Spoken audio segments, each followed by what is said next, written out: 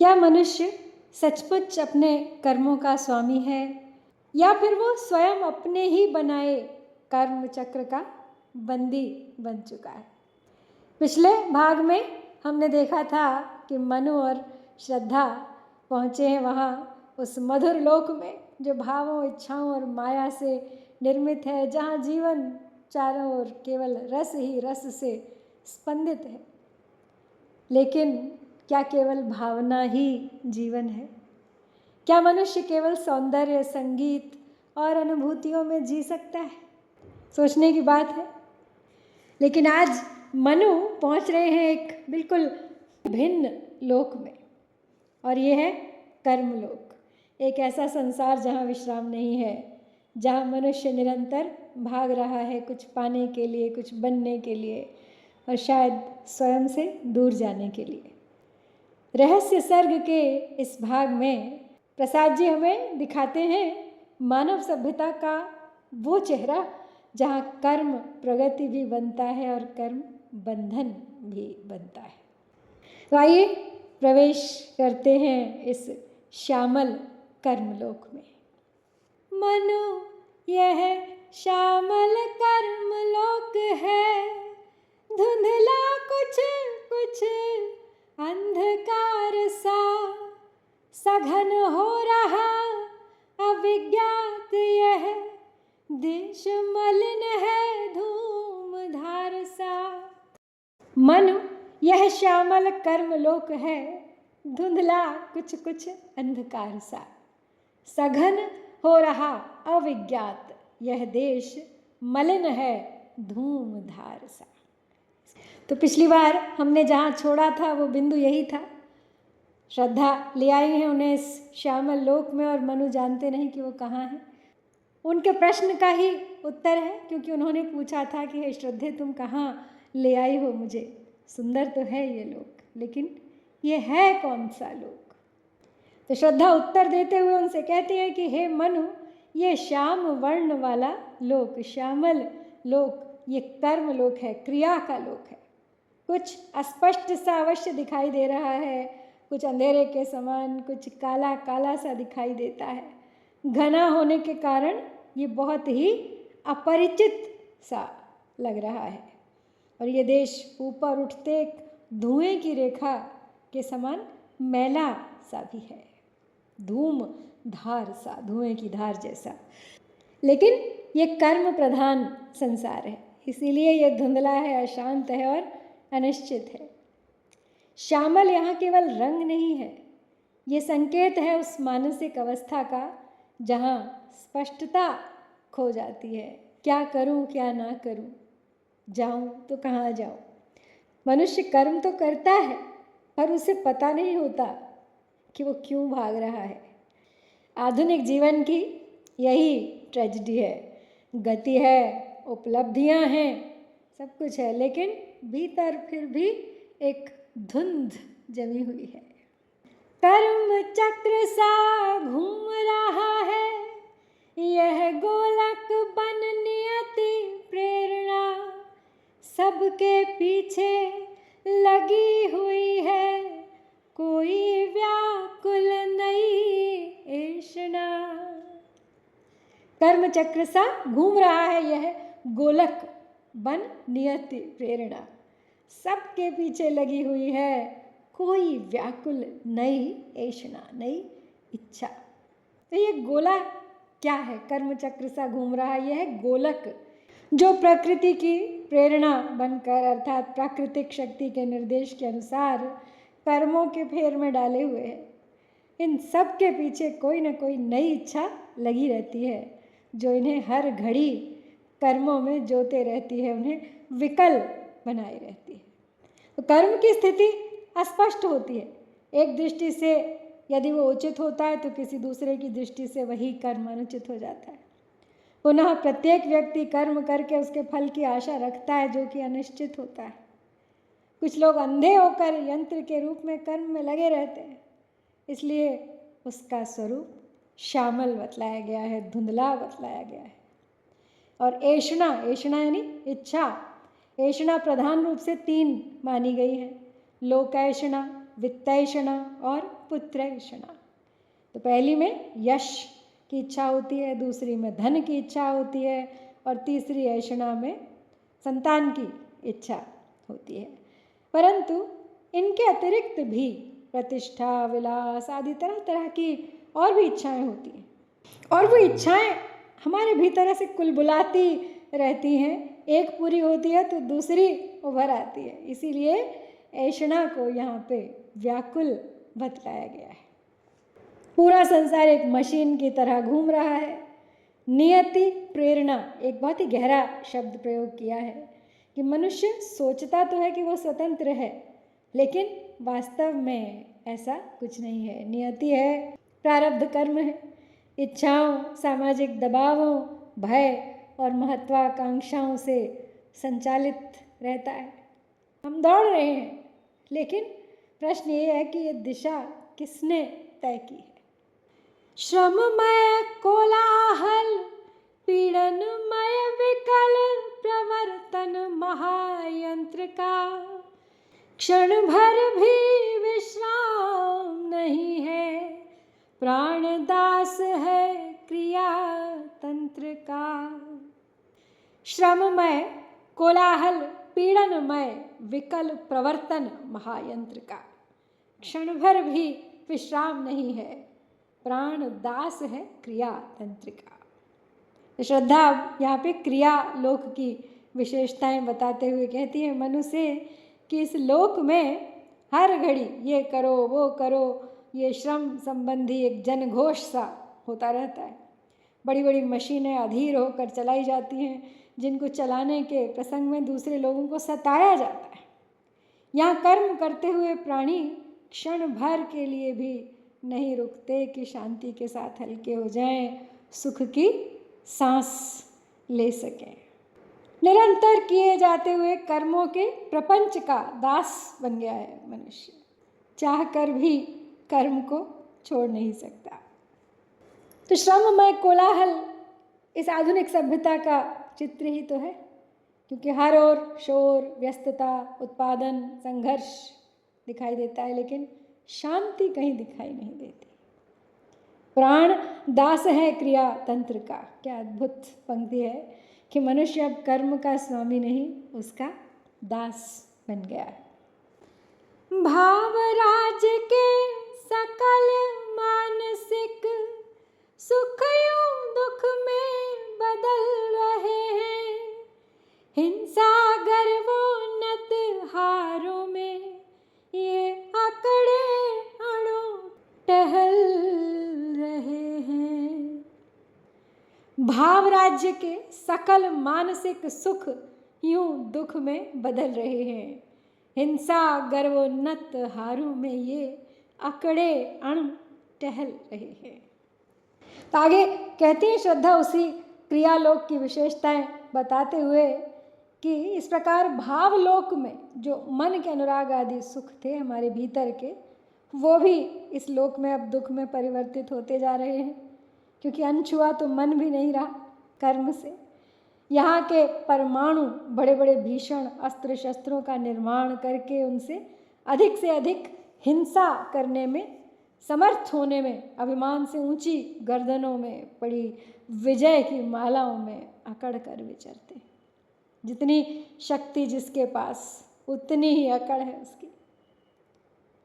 तो कवि ने, तो प्रसाद जी ने यहाँ अपने युग में प्रचलित औद्योगिक उन्नति, यंत्रीकरण, श्रम आंदोलन, जन शोषण आदि इन सब प्रवृत्तियों को ध्यान में रख कर इस क्रिया लोक का निर्माण किया है और वर्णन भी। तो भाव राज्य के सकल मानसिक, भावनाएं भी अब विकृत हो चुकी हैं, सुख दुख में बदल रहे हैं, गर्व हिंसा बन रहा है। क्योंकि जब कर्म आत्मा से कट जाता है तो संवेदनाएं भी कठोर हो जाती हैं। तो यहाँ आधुनिक मनुष्य की एक इमोशनल एग्जॉशन दिखाई दे रही है।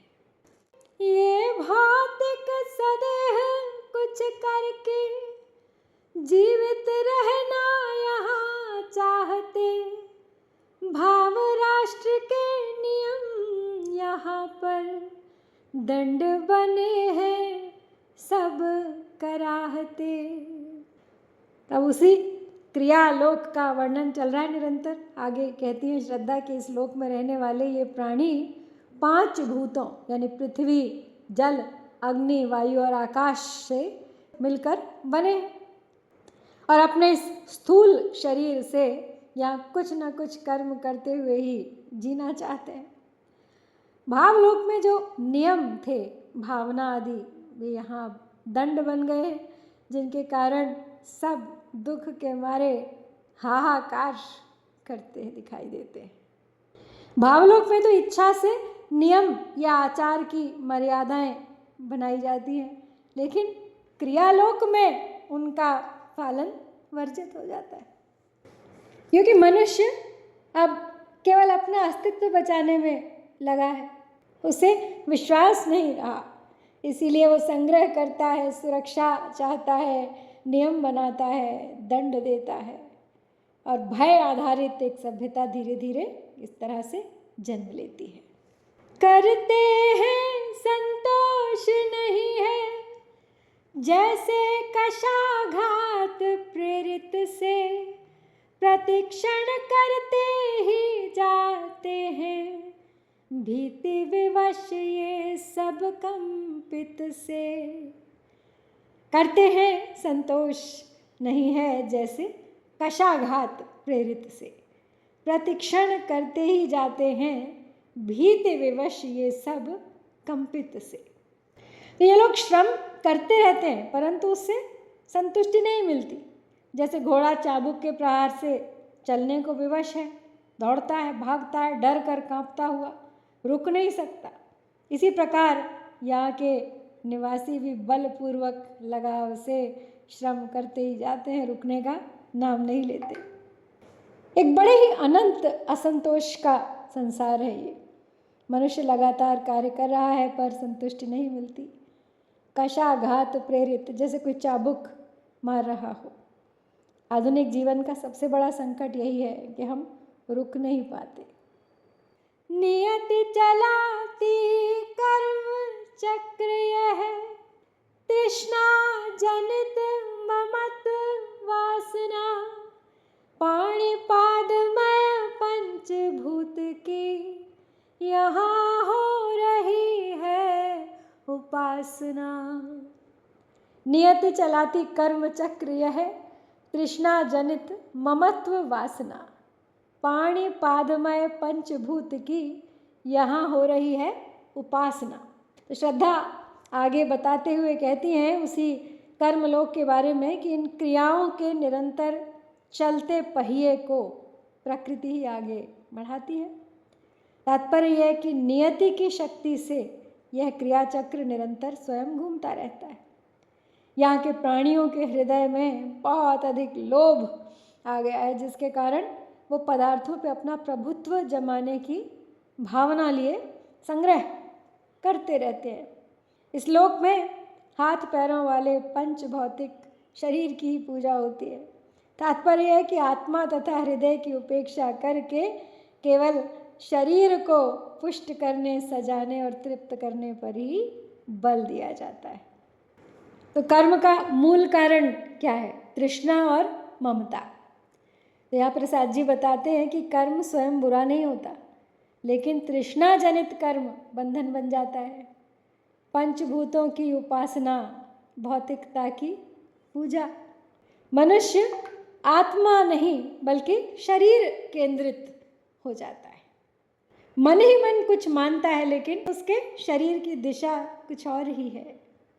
यहाँ सतत संघर्ष, विफलता कोलाहल का यहाँ राज है। अंधकार में दौड़ लग रही, मतवाला यह सब समाज है। यह सतत संघर्ष, विफलता कोलाहल का यहाँ राज है। अंधकार में दौड़ लग रही, मतवाला यह सब समाज है। इस लोक में नित्य अपने अस्तित्व को बनाए रखने, प्रभुत्व जमाने की प्रतिस्पर्धा और लालसाओं को पूरा करने के लिए प्रयत्न करते रहना पड़ता है। और किए गए यत्न में सफलता न मिलने से होने वाले शोरगुल की प्रधानता हो जाती है। तो सब अपने लक्ष्य की पूर्ति के लिए अंधाधुंध दौड़ रहे हैं, वास्तविक मार्ग किसी को भी ज्ञात नहीं है। इस प्रकार इस लोक के प्राणियों का समाज सर्वथा विवेकहीन ही बना रहता है, अपनी असफलताओं को ही सफलता मानकर मिथ्याभिमान में जीता रहता है। संघर्ष यहाँ जीवन की सामान्य अवस्था बन चुका है। समाज अंधकार में दौड़ रहा है, सब दौड़ रहे हैं, पर कहाँ, किस लिए, किसके विरुद्ध, किसके साथ। स्थूल हो रहे रूप बनाकर कर्मों की भीषण परिणति है, आकांक्षा की तीव्र पिपासा, ममता की यह निर्मम गति है। आकांक्षा की तीव्र पिपासा, ममता की यह निर्मम गति है।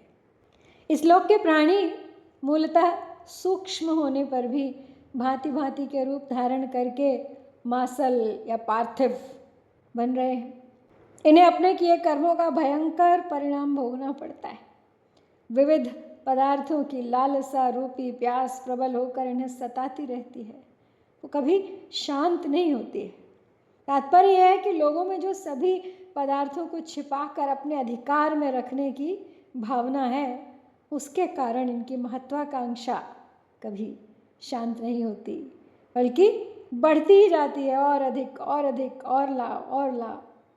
लेकिन इच्छाएं जब कठोर रूप ले लेती हैं तो कर्म की भयानक परिणतियां जन्म लेती हैं, भयानक परिणाम आते हैं। ममता यहाँ प्रेम नहीं है, एक अधिकार भावना है। मेरा ही संघर्ष की जड़ बन जाता है, सब कुछ मेरा है, मुझे ये भी चाहिए, वो भी चाहिए, सब चाहिए। यहाँ शासनादेश घोषणा विजयों का हुंकार सुनाती, यहाँ भूख से विकल दलित को पदतल में फिर गिरवाती। यहाँ शासनादेश घोषणा विजयों का हुंकार सुनाती, यहाँ भूख से विकल दलित को पदतल में फिर गिरवाती। यह शक्तिशाली व्यक्ति अपना प्रभुत्व स्थापित करते हैं और अपनी नई नई राजकीय आज्ञाएं घोषित करते हैं। उनमें उन शासकों की विजय से उत्पन्न पर्व की प्रतिध्वनि गूंजा करती है, जय जयकार होती है। इस लोक में भूखे, निर्धनों और दलितों पे कोई दया नहीं करता। यहाँ के उन महत्वाकांक्षियों और शासकों की मनोवृत्ति भूख या अभाव से स्वयं दुखी, पिछड़े और समाज द्वारा कुचले गए लोगों को बारंबार उन्हीं के पैरों में गिरने को विवश करती रहती है। कुछ लोग थोड़ा बहुत ढोंग करते हैं, लेकिन वो एक बहुत ही छोटा सा, थोड़ा सा प्रयास होता है। तात्पर्य यह है कि इस लोक में धनिकों, आक्रामकों और विजेताओं का ही प्रभुत्व है। वे लोग अभाव पीड़ितों और समाज के सताए लोगों की भलाई के लिए यत्न न करके उन्हें और अधिक कुचल देते हैं। गरीब और गरीब होता जाता है, अमीर और अमीर होता जाता है।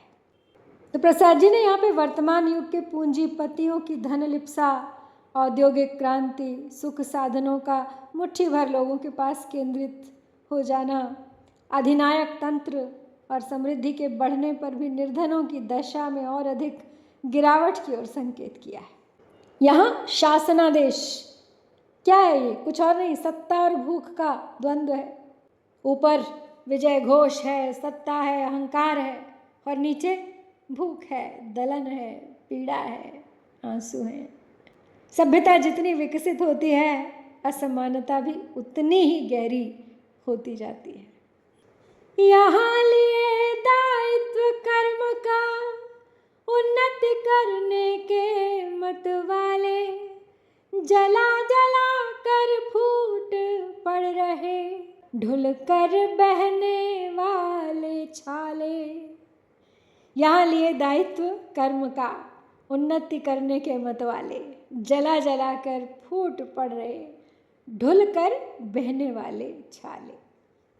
तो कर्मलोक की अशांतिमय स्थिति का परिचय दे रही हैं। श्रद्धा कहती हैं कि यहाँ के प्राणी विभिन्न कर्म करने का भार संभाल कर आगे प्रगति करने के लिए पागल हुए पड़े। वो निरंतर प्रयत्न करते हुए तरह तरह के कष्ट और संकट सहकर उसी प्रकार मर मिटते हैं जैसे पैरों में रिसने वाले छाले। पहले तो पीड़ा देते हैं और बाद में फूट कर दब और सूख जाते हैं। तो प्रगति का मूल्य वास्तव में है क्या? जो उन्नति कर रहे हैं वो भीतर से जल भी तो रहे हैं। छाले बहुत ही मार्मिक प्रतीक है उनके उस भीतर की जलन का, उस धुंध का जो अंदर बसी हुई है। सफलता का मार्ग हमेशा पीड़ा से भरा होता है, लेकिन सफलता की परिभाषा भी तो मालूम होनी चाहिए। यहाँ राशिकृत विपुल विभव सब मरीचिका से दीख पड़ रहे, भाग्यवान बन क्षणिक भोग के वे विलीन ये पुनः गढ़ रहे। यहाँ राशिकृत विपुल विभव सब मरीचिका से दीख पड़ रहे, भाग्यवान बन क्षणिक भोग के वे विलीन ये पुनः गढ़ रहे। तो कहती श्रद्धा आगे कि यहाँ लोगों द्वारा सुख पाने की आशा से जोड़ जोड़ कर इकट्ठा किए हुए प्रचुर मात्रा में संचित वैभव मरुस्थल में दिखने वाली सूर्य की किरणों के समान दिखाई देते हैं। अर्थात जैसे मरुस्थल की सूर्य मरीचिकाएं पानी सी दिखती हैं, रेगिस्तान में दूर से आप देखें तो सूर्य की किरणें एक ऐसा मिराज बनाती हैं जो दूर से लगता है कि पानी है, लेकिन पास जाओ तो कुछ नहीं। इसीलिए उसे मृग मरीचिका भी कहा जाता है कि हिरण, प्यासा हिरण जंगल में भटकता है, भागता है उस पानी की ओर जो उसे दूर से दिखाई देता है, लेकिन जब उसके पास पहुंचता है तो कुछ नहीं, फिर से वही रूखापन, वही सूखी मिट्टी, कोई शीतलता नहीं, कोई ठंडक नहीं, कोई जल नहीं। लेकिन फिर उसकी दृष्टि चली जाती है दूर कहीं उसी मरुस्थल में, और फिर एक नई आस जगा देती है, एक नई मरीचिका। तो ऐसे ही वे वैभव सुखदायक समझे जाते हैं, पर होते नहीं हैं। उन्हें एकत्रित करने वाले कुछ समय तक उनका उपभोग करके मर मिटते हैं, फिर दूसरे लोग उनको भोगने के लिए रह जाते हैं और रम जाते हैं। यह महाभारत के एक वाक्य की छाप दिखाई देती है।